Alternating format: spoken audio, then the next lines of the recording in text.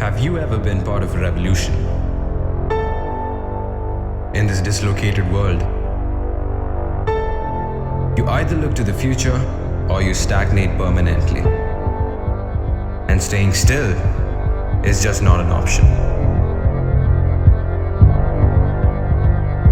Making our vision a reality is our sole focus. It's not going to be easy.